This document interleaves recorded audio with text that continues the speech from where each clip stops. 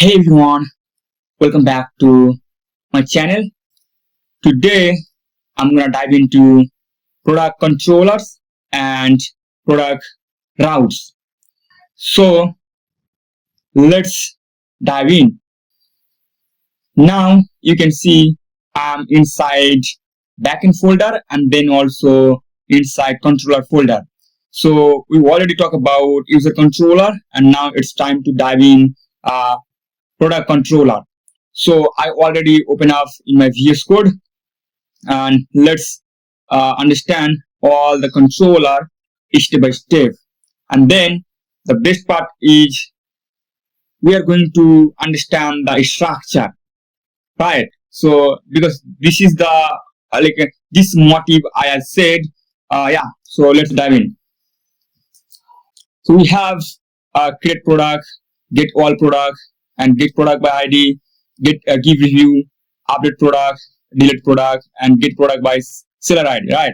So and we input all the we input all the basic things like models and then utility function and mongoose because to verify or to validate the ID. Okay, that's why we need a mongoose. But if you don't want to validate, you don't need this one mongoose. Okay, so this is the first create product.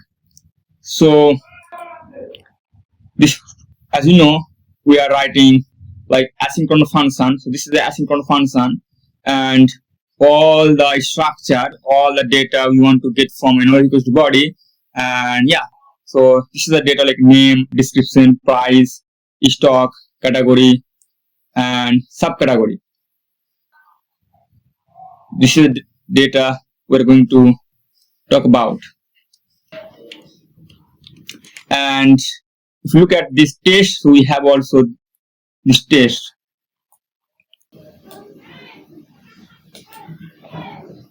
So you can understand the 6 question, right? So you can ask yourself that 6 question to model your controller.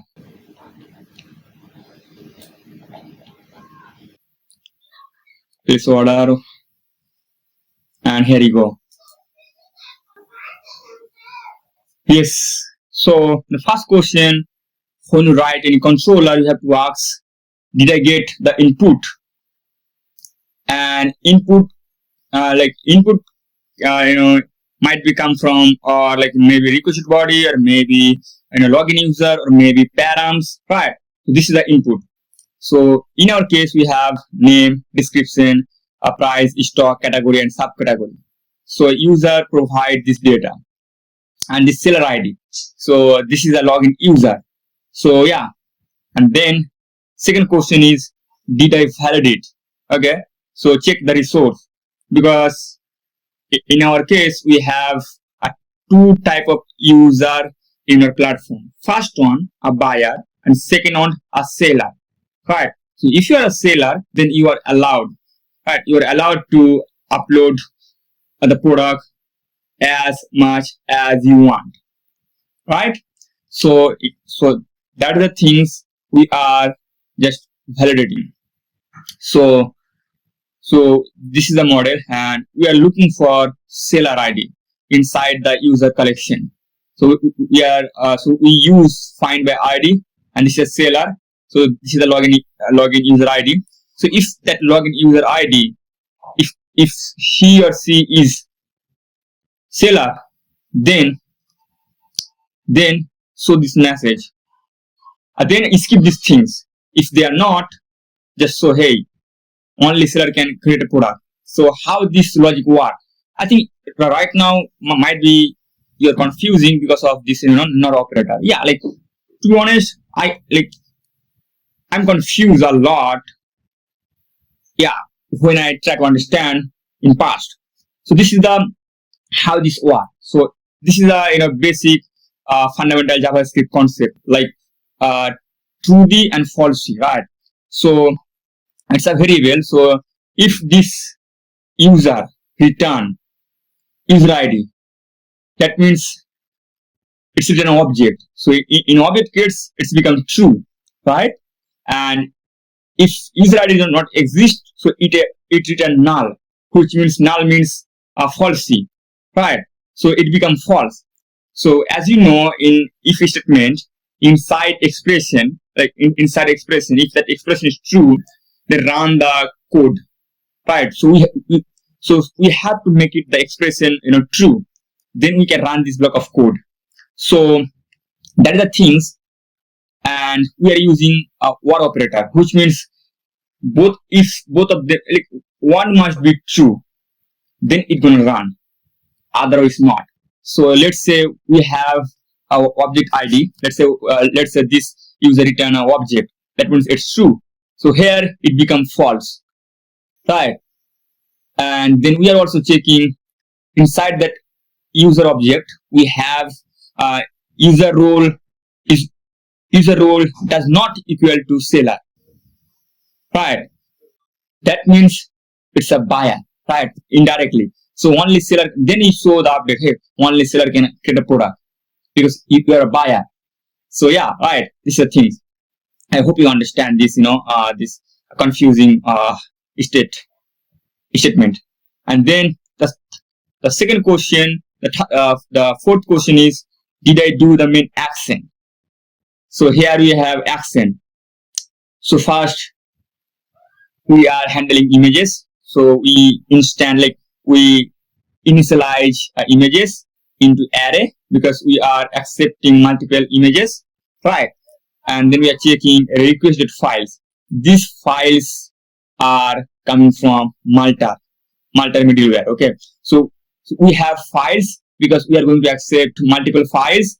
But if in case of one file, so definitely we are going to write a file, not files, right? So yeah, and then a file exists, and also the file must be more than 0. That yeah, then we can run this block of code. So here you are, upload promise. So we create a promise, right? And then request files map, because we have multiple file into array, so we have to look through. So we are using map, and then file we are passing a parameter, and then we are calling upload to Cloudinary. And upload Cloudinary. So Cloudinary care about two things. First is file path, and second is option. Inside of option, you also care about the folder. So where that image you can image you can store inside Cloudinary. So you name it product images. So if you go to Cloudinary, so you can see all the images, the product images you can see inside this folder, right? So as I explained earlier, if you look at this where helper function, so yeah, file path and option, right? So this is the Cloudinary boilerplate code, nothing else. This is the files and option. So this is the upload method, and it cares about two things: file path and option. That's it. And then all the result we store inside result. So this is a promise all. So when you use promise all, that means you want to work parallelly, right? So yeah, but if you don't use promise, so then we can just work with one where we deal with one things, like one images. But yeah, but here you want to update everything at once. That's how you have to use wall. And then we have to go through, like we have to look through this result.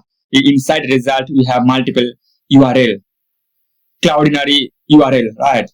And yeah, result secure URL. We have inside that object, so Cloudinary return an object. Inside object we have multiple things, multiple metadata. So secure URL and public ID is the main. Like mostly we care about these two things, but in this case we are caring about secure URL, right? So yeah, so we update these images, and then after that we have to create a product instance. So this is a blueprint, and like yeah, so there is a new product. So this way we can talk with Mongoose, right?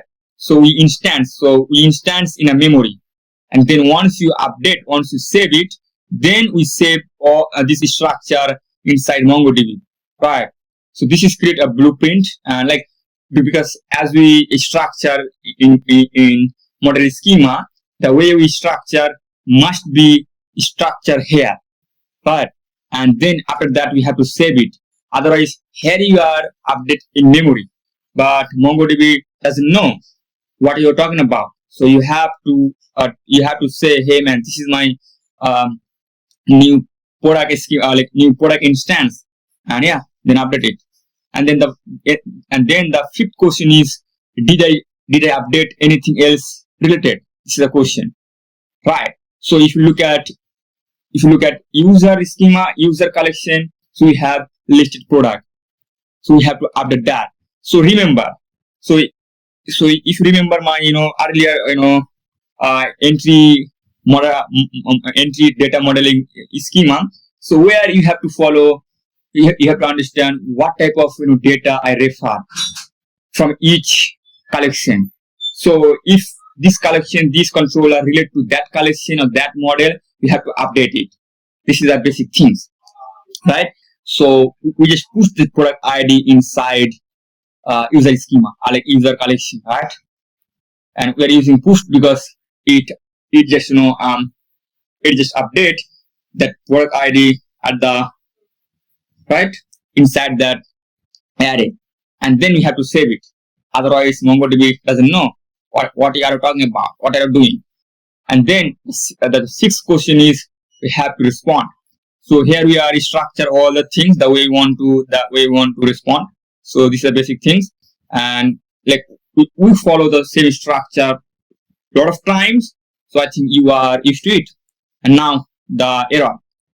This is a basic error, right? And yeah, so this is the create product controller, and we have the product controller because test is just to show you the demo, like how you can ask this 6 question, but you have to use this controller, right?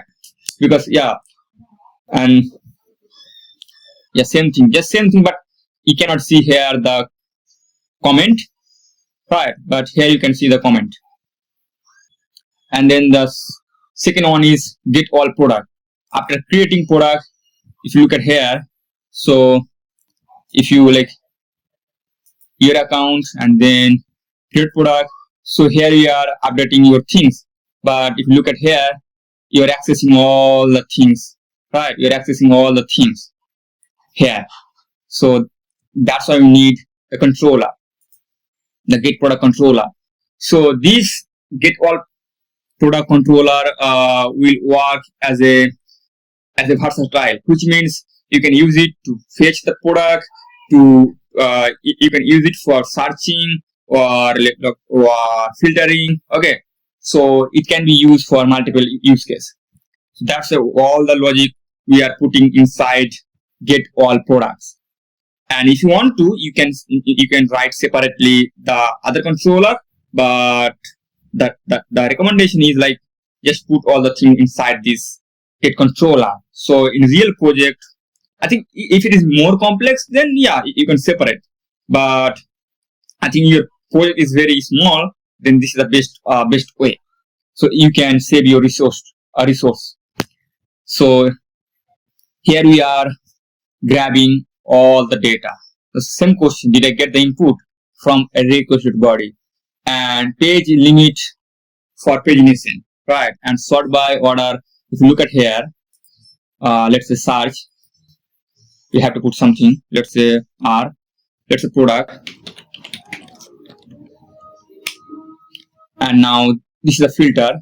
So this way that product name, the category. If you select category, then you can see the subcategory, right? And then min price, max price, minimum rating. Yeah, you can select, and also then you can sort by, which means as a default, 3 things, but you can add the price, rating, date added, and maybe an order, descending, ascending, and then stop, right? So yeah, that is the things we are grabbing all the data. and then asks, did I validate, or just you have to prepare a query. So this is the query. Okay, so in empty object, and this is a dynamic. So first we are assign this query name, this name property into this query, and we make it a regex option I. That means it's a case instant, like instant, yeah, it's a case insensitive, right? So it doesn't matter, like if write, okay, if write capital P, or still you are getting same product, right? No, I think we have to make it. Yeah, this is the thing, but if you refresh,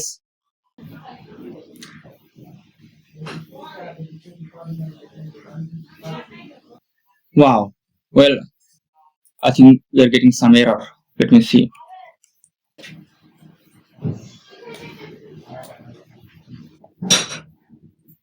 Wow, let's run again.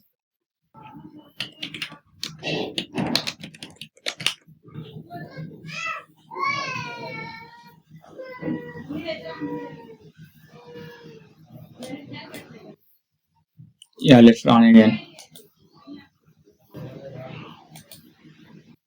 Yeah. So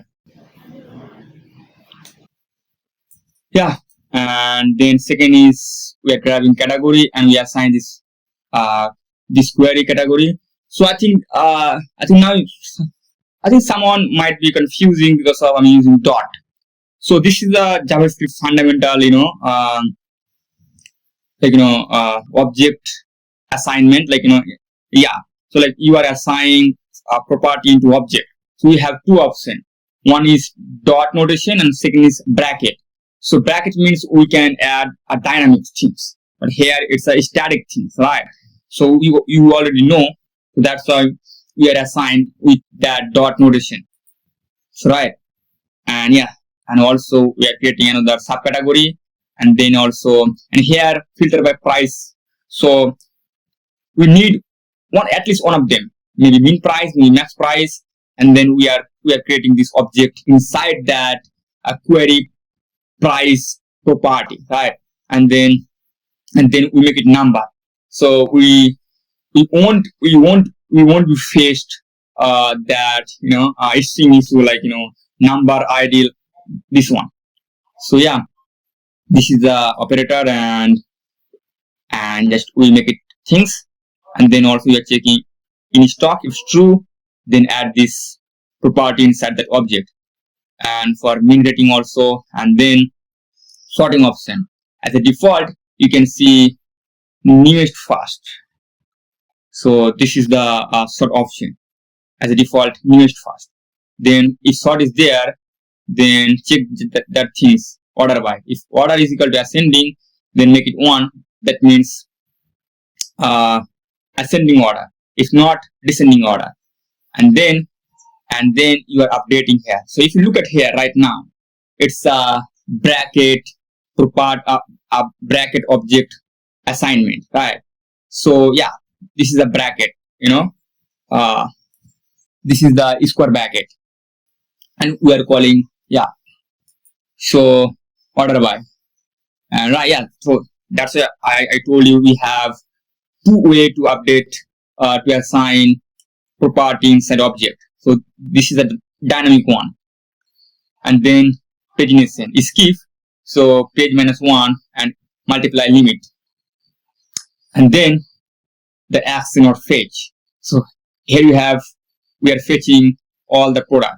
So we are passing this find, right? This is a find document method. We have, yeah. So basically we have two, a query method and find document method. So we are finding document. So we pass this query based on all the filter or data. Then we pass this query, and then product find all the things with these things: sort option, skip, number, and then we populate these seller things: name, email, average rating. And then also we are passing query, and then count document. It's a MongoDB method, so we can count all the document what we have, right, what we get, and then total. And then we response like success, message, total, page, and pages, and product. So page is for the current page, and pages means let's say we have 100 let's say we have 40 products, and each page shows 10 product. So let's say we are in second page. So this is our page, and we have to see, we have left to see more 20 products. So each product you can see 10 each page. So so 10 products, right? So that is the things, and we are using just cell math.cell to round off the things, like maybe and then products. So here you are not structured the way you want to, but you can if you want to. And this is the get all products. And then the third one is get product by ID, right? Same question, and get product by ID here show you. So we have all the product, right? So let's say if you click on it, so you can see product / ID. So we are diving into the particular product, right? So in order to get that, we have to write this controller, right? So and if you look at, we are passing this parameter. We are passing this para. So it's called parameter. It's a route. It's a URL parameter, right? Yeah, URL string. So that ID you can grab here, right? So and this is the ID, and then get product ID from request URL, right? So this is the first question. And second question, we have to check out the validation and check resource. So just we are finding that ID, that product with this ID, if exists, true. And then we populate seller name, average rating, and also nested. So inside product we have this nested field, right? So path, review, and then user and name. And you also care about who review that product. So you also use a nested populate. And then we are checking if product was, if resource does not exist, so this message. And here we don't have accent. So here we have fetching. So and then respond. It's very simple, right? So get product by ID, and then give review. So did I get the input? All the input I'm just grabbing here, and user ID from login, rating, comment from body, and product ID from params. And then I'm just checking the resource. If product ID not exist, for the message and the rules, right?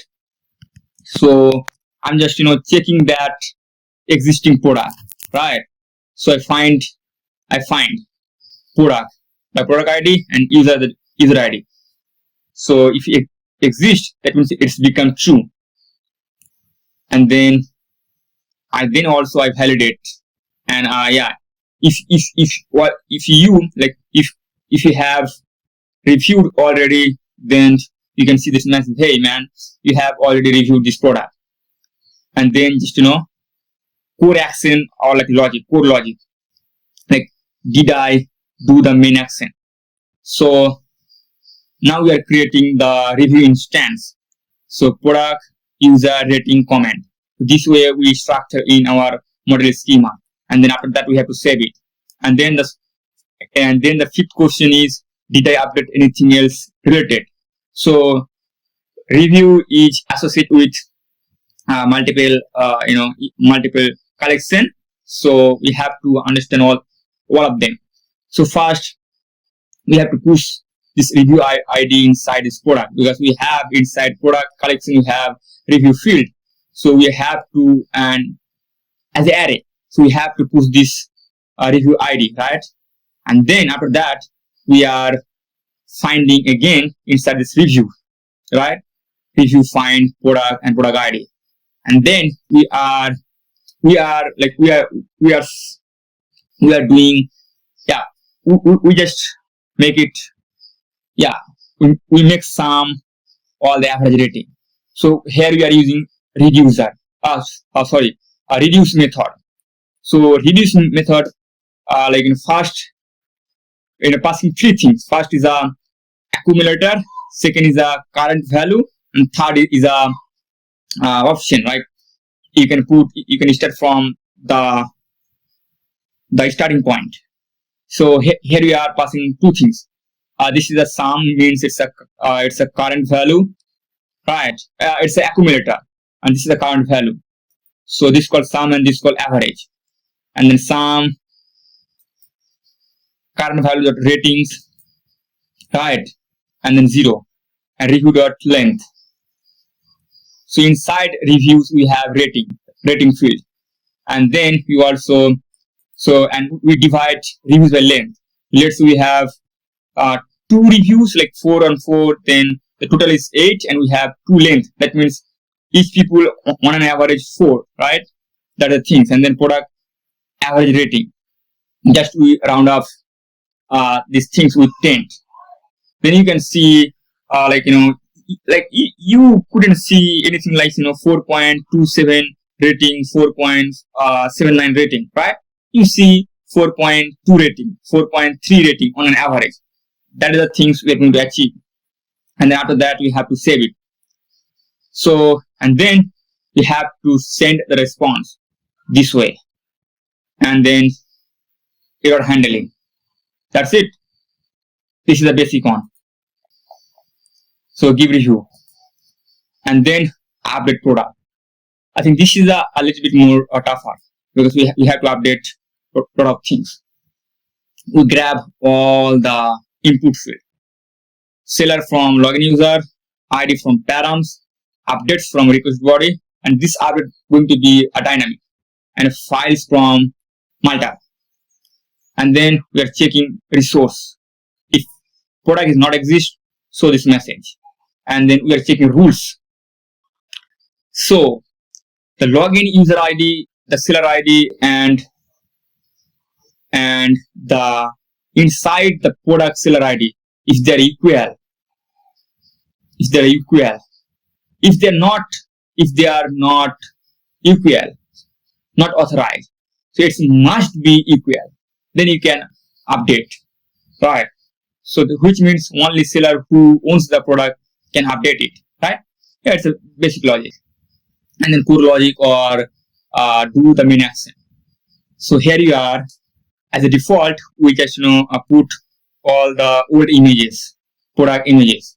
So we create instance, and then we are checking if we are getting some, if you are getting images from users, so we can handle here. So we first put upload promises, so it's a variable name, and then we have to map it. So files is we can expect multiple images, so we have to look through, and then same things as I explained on create product. Yeah, just upload Cloudinary, create 2 things, file path and folder name, and then result, and then just we have a map to inside the result. That's it. And after that, we have to update here, because we are not using here save.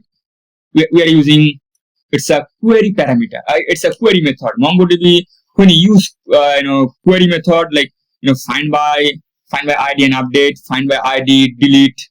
This is a query method. So you don't need to save it, because MongoDB automatically do it, right?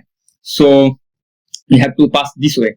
This is the ID from params. So we are looking for that product, and then so this we are passing 2 things. First is ID, second is value, and third is option.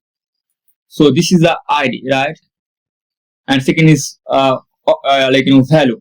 So we are passing, which means we are using is split operator. So keep as all the old things and just update these images. And then true. So if you don't use true, so MongoDB understand, okay, this is the old one. But you make it true, that means MongoDB understand, okay, this is the new one. After that, send the response. Just product. Here we are not structuring. So if you want to, the way you want to get the value on Frontend, so you can structure here, right? And then error handling. And the last one inside product controller, we have delete product. Here you go. We are accessing seller ID and seller ID from login user and ID from params. After that, we are validating. If product is not, show the message. And then check the rules. Because it's similar to update product. Because we are you are allowed to delete your own account, right? So that are the things, only seller. And yeah, if they are not matching, that means you are not the person, the account you want to delete, right? So you have to you have to be the person, the account you want to delete, right? So, and then the core action, similar. So in this case, we have to understand a lot of things, because product, if you want to delete a product, so you have to delete images. Otherwise, if you don't do this logic, so your Cloudinary can store all the images, but you want to delete, right? So these are things. If product image exists and more than length, then run this code. So delete promises, and then match image URL, and delete Cloudinary. And delete Cloudinary also care about two things. First is public ID, and second is resource type. If you go to the delete format, because so that's why I told you we need two things, a URL and a public ID, because Cloudinary under the hood delete things with help of public ID. So in this case, we already set up all the things. This is a public ID, right? And this is a resource type. So we are getting two things, a public ID and a resource type. So we convert these things inside public ID, right? Yeah. And then after that, and we just use promise. So at once we can delete all the images, and then we have to call this delete one. So product dot delete one, and then respond. This is all about the product controller, right? So we already discussed all the things, and now we have get product by seller ID. We have this one. So get product by seller ID means, let me show you. If you go to your account, so you have a dashboard and manage your order and manage product. Okay, so right now this one we don't have any product, that's why we are not getting here. But we have one, so which means if you upload, so you want to review your product, right? So that are the things. So here I'm just grabbing seller ID, right, from login user from params.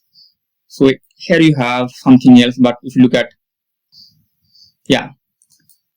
this is the seller ID, and from params, and then here we are just validate the type. If you want to, it doesn't matter. And then find all the product by seller ID. So we're looking for a seller, and seller ID, and then if match, populate seller name and email and reviews, and then the product is exist. If not, no product found, this seller.